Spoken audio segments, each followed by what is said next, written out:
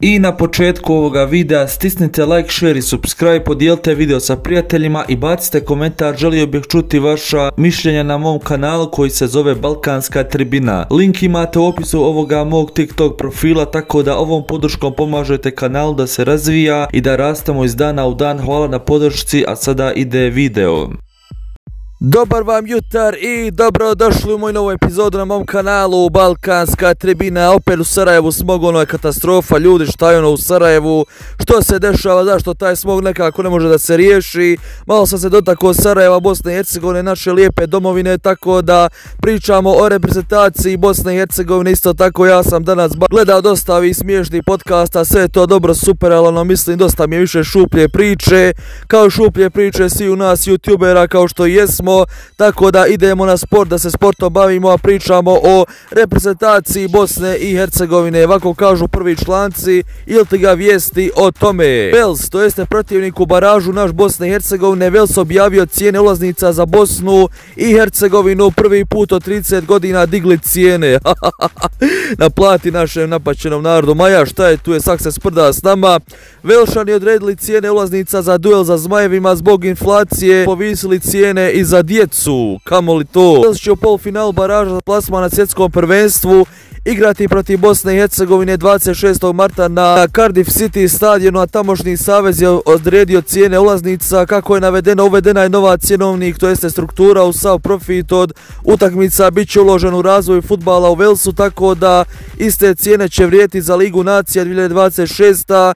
2027. godina i kvalifikacije za Euro 2028. godine. Ulaznice su podijeljene na kategorijama. U Fudbalskom savezu Velsa objavio je da su zbog inflacije prvi put u 30 godina poskupile najjeftinije dječje ulaznice. 17 godina 9, znači 90 funti, mlađi od 21 godine 45 funti i odrasli 189 funti. Šta je ovo, ljudi moji dragi? Stariji od 65 godina 25-45 funti. I onda polufinale baraža Vels Bosna i Hercegovina igra se u Cardiffu 26. marta, a pobjednik će 30. marta ugostiti Italiju i Sjevernu Irsku. Reprezentacija koja se plasira u mundijal igraće u grupi sa Kanadom, Katrom i Švicarskom. Eto neki informacija za Velsa koji su to naravno poskupili svoje karte čak i svojim ljudima. Ne znam da li je Vels dobra napredna država, ja mislim da nije, da je to bezveze država, ali to imaju jednu dobru grupu Bullet for my Valentine, što ja slušam, baš ono krasna rock and roll grupa, tako da eto moji ljudi, stadioni, znači Evropa isto tako u kurcu, da izvinete na mom riječniku, nisu oni više kao što su nekada bili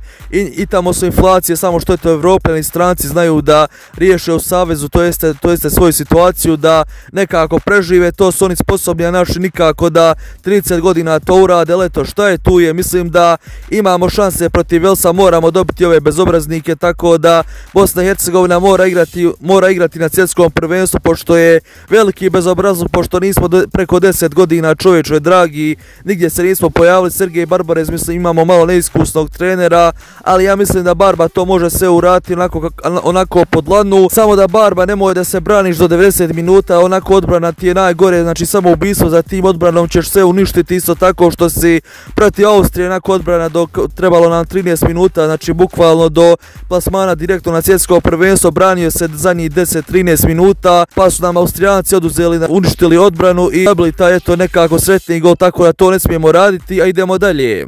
A sada, ko zna koji put pričamo o Kerimu Alajbegoviću, znači treća vijest dolazi o našim momcima Kerimu Alajbegoviću, Esmiru Bajraktareviću, Nikoli Vasilu golmanu koji brani fenomenalnu St. Pauliju, pa onda imamo Amara Memića, Amara Dedića, pa imamo Ermedina Demirovića koji stvarno briljira, to jeste uskoro će se vratiti u Stuttgart na svoje igračke kadre. A sada pričamo o Kerimu Alajbegoviću, Kikeru Alajbegoviću, Bayer ga Leverkusen mora vratiti, inače će ga drugi nek uzeti, maznuti ili ti ga, to jeste kupiti, pardon. Prema pisanju Kikera, to su austrijski 100% neki novinari članci, koji je svoj tek započeo u riječima hvale na račun našeg reprezentativca. Leverkusen ne želi ostati bez našeg reprezentativca. Kažu dalje, austrijski portal, kao što sam bio u pravu, Kiker potvrdio ekskluzivne informacije i pisanje reprezentacije, to jeste o statusu BH reprezentativca je velika nada Kerima Alajbegovića, 18 godina u Red Bullu Salzburgu, to jeste odnosno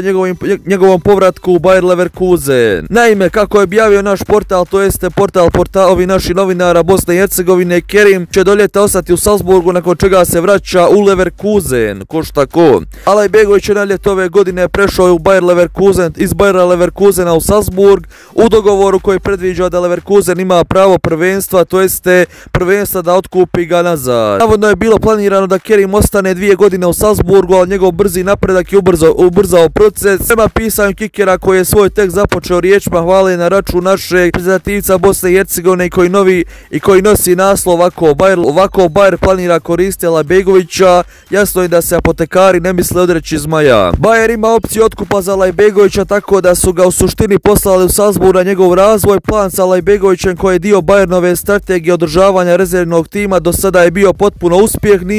Nije slučajno da je trener Red Bull Salzburga Thomas Leccher prošle sedmice u intervju za Kicker izjavio: Kerim je ovdje napravio fantastičan napredak, ne mislim da bi ga se tako brzo dogodilo u Leverkusenu, ali eto. Međutim, austrijski mediji otkrivaju stvarne planove apotekara, kažu, ali Leverkusen neće jednostavno vratiti Alajbegovića profesionalni status ovoga ljeta kako bi izbjegao njegov gubitak.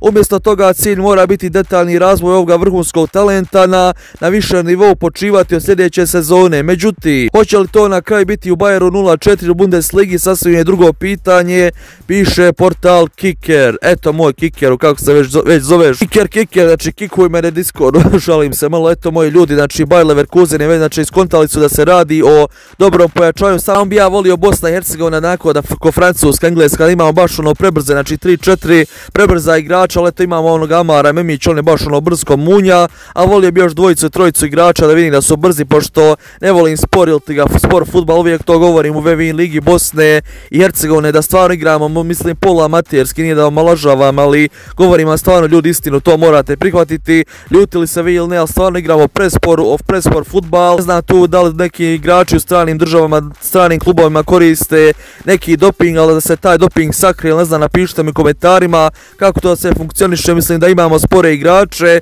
u VV ligi Bosne i Hercegovine. Dobredin Džeko je spor svakako, pošto ima 39 godina, ali nema veze, babuka je legenda, sad će mu skoro 40, kako ne može više nikako da ima kondicije, to je sasvim jasno u sportu, u fudbalu, ali moramo nekako da razmišljamo pozitivno, pa nastavljamo dalje. Kaže Italija tvrde Inter želi igrača koji igra u VV ligi Bosne i Hercegovine, ko je to da vidimo. Kaže nije poznato koliko Inter spreman ponuditi, ali žele Valinčića kupiti već u januaru, da klupu grije ili ne znam. Inter je ozbiljno zainteresovan za Morisa Valinčića, jednog od najvažnijih igrača zagrebačkog Dinama ove sezone, objavio da Brode Marci, ovo su portali italijanski. Nije poznato koliko Inter spreman ponuditi, ali žele Valinčića kupiti već u januaru, pa onda ostaviti do ljeta u Dinamu ga, kao što je bio slučaj sa Petrom Sučićem. Dobro, sad nećemo, ovo je Dinamo Zagreb, zanima nas samo država Bosna i Hercegovina. Kaže zanimljiv je jedan portal ovako, kaže bivši selektori Bosne i Hercegovine bez posla, Pitev jedini nastavio uzlaznom putanjom. Gdje su danas Milošević, Kodro, Hadžibegić i Pitev, kažu dalje portali. 4 selektora prije Sergeja Barbareza, znači šta smo i promijenili, isto kao neki Ravaku, promijenili su ga u brzom roku nakon Ivajla Petova u godini dana na klupi Bosne i Hercegovine sjedili su još Faruk Hadžibegić, Meho Kodro i Savo Milošević, tako da svi oni danas su bez trenerskog angažmana. To što su neki treneri nema angažman i ne mora nužno govoriti o njihovim kvaliteti ili nekvalitetima, jer su ta mjesta uveliko ovisna o vezama agenata i klubova, ali svakako zanimljivo pogledati kako su se snašli nakon vođenja Zmajeva. Savo Milošević je 5 mjeseci poslije Bosne i Hercegovine preuzeo Partizana, u kojem je ostao 8 mečeva, pauzirao je potom 2 mjeseca, onda sjeo na klupu iranskog drugoligaša FC Nasija Mazadana, tako tamo je ostao 10 utakmica.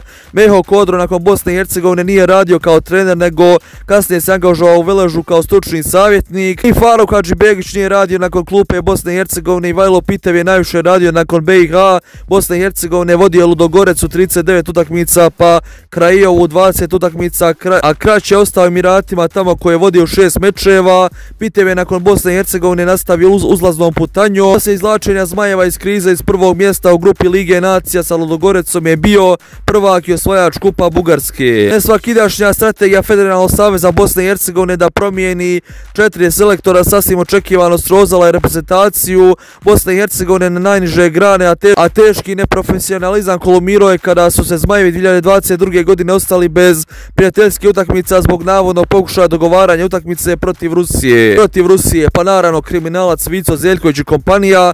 Odluka saveza da na čelo reprezentacije postavi stručni štab koji ima i širinu u smislu fudbalskog i organizacionog kapaciteta pokazala se kao dobra odluka. Zmajevi od Bosne stabilizovali su se te napreduju s utakmice u utakmicu. Eto moji ljudi, nakon ovakvih mrakara, teških mračnih doba uvijek dođe svjetlo doba, zlatno doba ko što se kaže ovako, odlazak Janjelta iz Engleske sve bliži, Vitalij Janjelt nikako da zaigra za Bosnu i Hercegovinu, ne znam zašto, promjena to državljanstva iz Njemačkog u Bosne i Hercegovine, ja mislim to je nemoguća misija, ali eto moramo se nadati, odlazak Janjelta iz Engleske sve bliži, nakon Eintrachta još jedan klub u igri za transfer. Vitalij Janjelt, 27 godina, veznjak Brentforda za kojeg i dalje postoji nada da će igrati za reprezentaciju Bosne i Hercegovine, znači ipak postoji nada, mogao bi Englesku zamijeniti Turskom.